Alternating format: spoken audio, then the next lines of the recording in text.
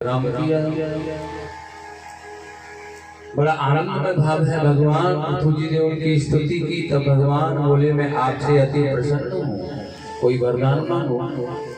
तब पृथु महाराज ने वरदान मांगा है, हे प्रभु जो संत महात्मा दिन रात्रि आपके चरणों में लगे रहते हैं, दिन रात्रि आपका भजन करते रहते हैं, उनके मुख से होने वाली कथाओं को मैं करोड़ों कानों से सुनूं, मुझे ऐसा वरदान दे। भगवान ने उन्हें तथास्तु कहा है। प्रेम से बोलेंगे गोविंद भगवान की जय, आनंद कंद भगवान की जय, जय जय श्री राधे श्याम। आगे एक दिन पृथु जी महाराज ध्यान से सुखी प्रजा को दिव्य आदेश कर रहे हैं। चारु चित्र पदम से लक्षणम मृष्टम गूढ़वम विकल्पम सर्वेषां उपकाशर्तुं तदा अनुवादन्निवम। देखो भैया बड़ा सुंदर कहा है उन्होंने। राजा कैसा होना चाहिए, राजा का कैसा भाव होना चाहिए। वाणी ऐसी होनी चाहिए जो सत्य हितपूर्ण और सुंदर लगे। सज्जन लोगों ने कहा कि वाणी ऐसी बोलिए मन का आपा खोए, औरन को शीतल करे आपन शीतल। किसी को कटु न लगे ऐसी वाणी का प्रयोग हमें कदापि नहीं करना चाहिए। वाणी से अपशब्द कहना, कटु वचन कहना, बुरे शब्दों का प्रयोग कर लेना, हास्य परिहास में यह भी भागी होता है। और उसके बाद में कहा है क्रम शब्द गंभीर हो, यह गुण महाराज के अंदर होने चाहिए। वाणी में मधुरता होनी चाहिए। उन्होंने कहा है प्रजाजन राजाओं के 3 कार्य होते हैं, सबको जीविका देना, सबके माल एवं सम्मान की रक्षा करना। राजा को स्वयं धार्मिक होना चाहिए, और जो कि जब तक राजा धार्मिक नहीं होगा प्रजा धर्म करने वाली नहीं होगी। बड़ा सुंदर। इस प्रकार राजा कार्य करेगा, नरक से बचने का गामी।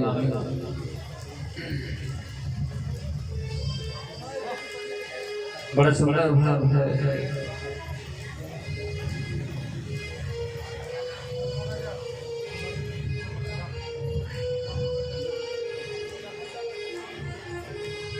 संत महिमा का समागम, सत्संग की कथाएं बड़ा सुंदर। आगे सुखदेव स्वामी ने पुण्यजन उपाख्यान का बड़ा सुंदर भाव परीक्षित महाराज को श्रवण कराया है। संसार में कौन तेरा है और कौन तेरा नहीं है। जहां जहां तू भटक रहा है, जिनके पास तू जा रहा है, चल रहा है, तेरा कोई अपना नहीं है। अपना तेरा कोई साथ देने वाला है तो वह केवल एक ही है, वह है परमात्मा, जिसकी शरणागति तुझे प्राप्त करनी पड़ेगी। और जब तक तू योगी शरणागति इनकी छत्र छाया में नहीं आएगा, तब तक तेरा कल्याण होने वाला नहीं है। यथार्थ जीवन बिगड़ जाएगा, यूं ही चला जाएगा, कुछ तुझे मिलेगा नहीं। इसलिए संभव है कि तू समय रहते अपने भगवान को, अपने प्रभु को अपना ले, तो तेरा कल्याण हो जाएगा। बड़े सुंदर भाव के द्वारा, बड़े आनंदमय भाव के द्वारा इस महाप्रसंग में महासत्संग की महिमा का वर्णन है। बड़ा आनंदमय भाव है। आगे की कथा में सुखदेव स्वामी ने बताया है परीक्षित महाराज के दूसरे पुत्र थे, उनका नाम था प्रियव्रत। ये बड़े भागवत भक्त थे राजा। आत्माराम से उनकी गृहस्थ आश्रम में आत्माराम होने पर कैसे रुचि हुई, आप ये बताने की कृपा करें गुरुदेव। और परीक्षित के पूछने पर आज बड़ा सुंदर कहा है सुखदेव स्वामी ने।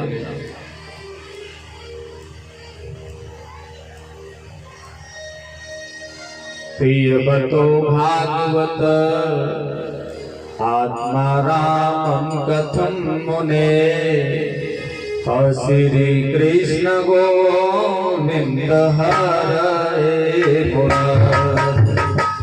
श्री कृष्ण गोविंद हरे ग्रहे रमतम यतुल। बड़ा सुंदर भाव दर्शाया।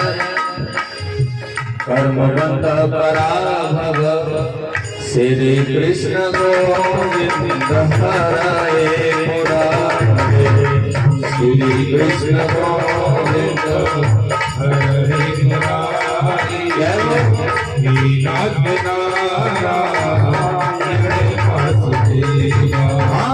श्री कृष्ण गोविंद हरे मुरारे। नारायण वासुदेव। श्री कृष्ण गोविंद हरे मुरारे। जय जय नारायण वासुदेव। प्रियवतो भागवत आत्मारामं कथम मुने ग्रहे रमतम यज्ञं कर्मबंधः परावरः। आत्माराम होने के बाद इनकी गृहस्थाश्रम में रुचि कैसे होगी? सुखदेव जी बोले राजन प्रियव्रत जी नारद जी का उपदेश पाकर के वन में तपस्या करने चले गए। परम हित की बात। और ब्रह्मा जी ने जाकर के देखा कि यह नारद सबको अपने जैसा बना लेगा तो फिर मेरा क्या होगा, जो मैं सृष्टि करने के लिए मुझे भगवान ने आदेश किया हुआ है सृष्टि को बढ़ाने के लिए, फिर क्या होगा? ब्रह्मा जी आ गए उसके पास। ब्रह्मा जी ने आकर के समझाना प्रारंभ किया, भैया योग करने से तब तक आनंद नहीं मिल सकता, भजन करने से तब तक आनंद नहीं मिल सकता, जंगल में जाने से तब तक आनंद नहीं मिल सकता, तब तक कि अपने कामान शत्रुओं पर विजय प्राप्त न की जाए। और अगर भोग वासनाएं मन में है तो जंगल में जाने के बाद भी कल्याण नहीं हो सकता, क्योंकि जो योगी है उसे संसार में भटकने की आवश्यकता नहीं है, और जो भोगी है वो कितने भी गहन जंगल में चला जाए और गुफाओं में छुप जाए जाकर के और भजन करे, लेकिन उसका कल्याण नहीं हो सकता। इसलिए सबसे पहला धर्म है गृहस्थ आश्रम में रुचि रख करके अपने गृहस्थ आश्रम में अपने परिवार के साथ जीवन का निर्वाह कर गृहस्थ आश्रम के कर्तव्यों को पूर्ण कर, और उस गृहस्थ आश्रम में रह करके अपने आप को जितेंद्रिय बनाना, अपने इंद्रियों पर संयम करना, अपने आप को जितेंद्रिय बनाना। और जब तुम अपने घर पर रह करके अपने परिवार में रह करके अपने आप को जितेंद्रिय बना लोगे, परिवार की आसक्ति को छोड़ दोगे, परिवार के मोह को छोड़ दोगे, उनका कोई ध्यान ख्याल नहीं रहेगा, तो तन्मयता तुम्हें योग साधना मिल जाएगी, तुम्हें दुनिया में भटकने की आवश्यकता नहीं होगी, तुम्हारा घर ही हरिद्वार हो जाएगा। लेकिन करना है जितेंद्रिय, घर में रह करके अपने आप को इतना तपाना है, अपने आप को इतना विकसित करना है, अपने आप को इतना जितेंद्रिय बनाना है, भोगों से छुटकारा हो जाए, कामों से छुटकारा हो जाए, मोह बंधनों से छूट जाए, तो फिर कितना बड़ा साधना युक्त हो जाएगा। फिर परमात्मा को ढूंढने के लिए जंगल नहीं जाना पड़ेगा, फिर तो बड़ा जब पवित्र मन हो जाएगा, पवित्र वन हो जाएगा, फिर तू वन में तपस्या कर या घर पर तपस्या कर, तेरा कल्याण ही कल्याण। बड़ा सुंदर ब्रह्मा जी की बात को सुन करके देखिए कारण है, जैसे डॉक्टर के पास चले जाओ वैसी दवा दे। नारद जी के पास में प्रियव्रत जी ने सलाह ली, अब नारद बाबा तो अपना पकड़ वाला है, न घर न परिवार न बच्चे न कुछ, न लेना न देना। उसने कहा जैसे हमें वैसी दवा। ब्रह्मा जी के पास चला के उन्होंने देखा, भाई ब्रह्मा जी ने जाकर मुझे तो सृष्टि का आलंघन करना है, इसे बढ़ाना है, इसे जाकर कहा तुम ये करने क्या जा रहे? भजन करने से मैं मना नहीं कर रहा, लेकिन भजन करना कब है? पहले तो गृहस्थ आश्रम में रुचि रखो, और आनंदमय भाव भजन तो घर पर भी कर सकते, घर पर भी हो सकता है, लेकिन गृहस्थ आश्रम का पालन कर्तव्य भी करना आवश्यकता है। अब गृहस्थ आश्रम आपने कहा, महाराज जी ने कहा था पहले गृहस्थ आश्रम का कर्तव्य पूरा करना है। अब गृहस्थाश्रम का कर्तव्य परीक्षित तुम्हारा यह नहीं है कि शादी करके और बीवी के साथ में ऐशो आराम करना है, बच्चे पैदा करने और उन्हीं की परवरिश में लगे रहे। किसी गृहस्थाश्रम नहीं करते, ये गृहस्थाश्रम नहीं है, ये तो भोगाश्रम है, इसे भोगाश्रम कहते हैं। ऐसा तो पशु ही करते हैं। गृहस्थाश्रम का मतलब है गृहस्थ में रह करके गृहस्थाश्रमों के कर्तव्य कार्य को पूरा करना। और वो क्या है, क्योंकि गृहस्थ आश्रम के ऊपर डिपेंड करता है संसार, गृहस्थ आश्रम के ऊपर ही आधारित है संसार। इसमें आए हुए अतिथि का सम्मान करना, हमें गृहस्थ आश्रम को चाहिए। कोई भूखा न चला जाए हमारे घर से, ये गृहस्थ आश्रम वालों को चाहिए। किसी का अपराध हम न कर पाए, ये गृहस्थ आश्रम वालों को चाहिए। भगवान का दिया हुआ जो प्रसाद है उससे पहले ठाकुर जी को मना लेना गृहस्थ आश्रम का कर्तव्य है। संतों की सेवा करना गृहस्थ आश्रम का कर्तव्य है। ब्राह्मणों की सेवा करना, रिश्तेदारी नातेदारी सगे संबंधियों को निभाना, यह सर्वस्व गृहस्थ आश्रम के जीवन का कल्याण है। और केवल उसी में लगे रहे तो उसे भोग आश्रम कहा जाता है, गृहस्थाश्रम नहीं। और अतिथियों की सेवा कर आनंदमय भाव से अतिथि देवो भव स्वागतम वो महाभाग, ऐसा अगर किया जाता है तो उसे गृहस्थाश्रम कहा जाता है। इसलिए गृहस्थ आश्रम सबसे बड़ा है क्योंकि उसके कर्तव्य बहुत बड़े हैं और उसके कर्तव्य बहुत जटिल हैं। अगर करने वाला हो तो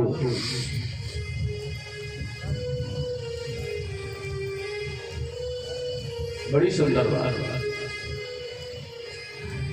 कबीर महाराज बड़ा गृहस्थ आश्रम का पालन करते थे। ध्यान देकर सुनना है सब।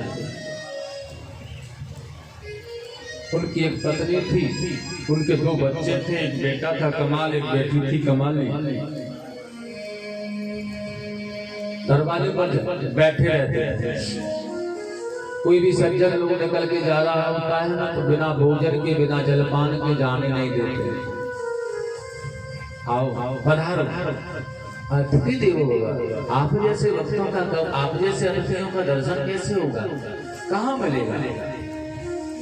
नहीं महाराज, समय नहीं है। अरे कुछ पल के लिए रास्ते में मार्ग में खड़े हो जाएं, चौड़ों में लेट जाएं, नहीं कुछ अगर कुछ नहीं तो जलपान ही कर लेना प्रभु, थोड़ा समय अवश्य। जब इतना भाव जिसके अंदर भरा है तो फिर अवश्य ही, चाहे कितना भी जल्दी है, वो थोड़ा सा जलपान थोड़ी देर के लिए तो रुक ही जाता है। ऐसी अतिथि सेवा। एक दिन की बात है, कुछ ब्राह्मण संत पधार गए, लेकिन महाराज आज कबीर जी के यहाँ घर पर एक भी अन्न का दाना नहीं था और भोजन तो बना ही नहीं था।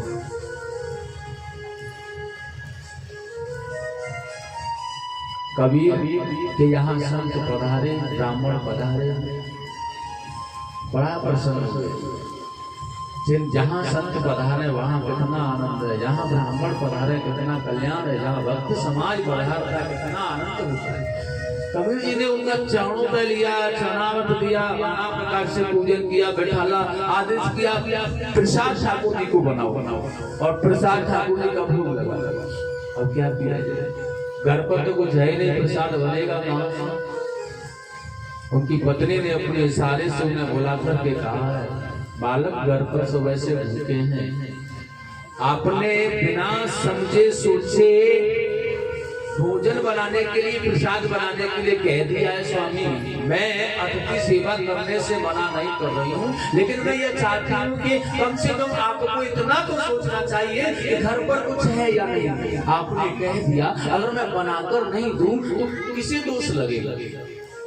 इसलिए पति का, हर पति का कर्तव्य होता है घर पर सामग्री जिसके लिए बोला जा रहा है या नहीं, इसका पहले अनुमान कर लेना, उसके बाद कहना, उसके बाद कहना, ये कर्तव्य होता है हमारा। और बिना जाने समझे सोचे अगर कह दिया जाए तो क्या होगा?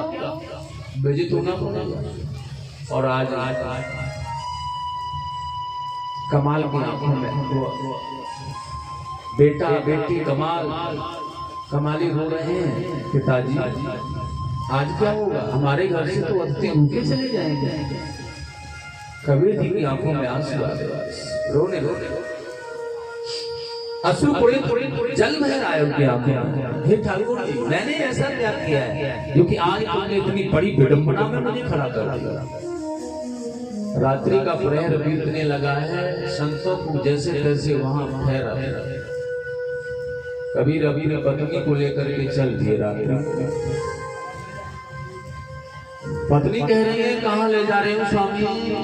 कबीर ने कहा जैसा जैसा मैं कहता जाऊं बस वैसा वैसा करती जाओ और चलती जाओ। गांव में नगर में निकल गए और जैसे ही पहला घर देखा उसके यहाँ से चोरी करने का मन बनाया।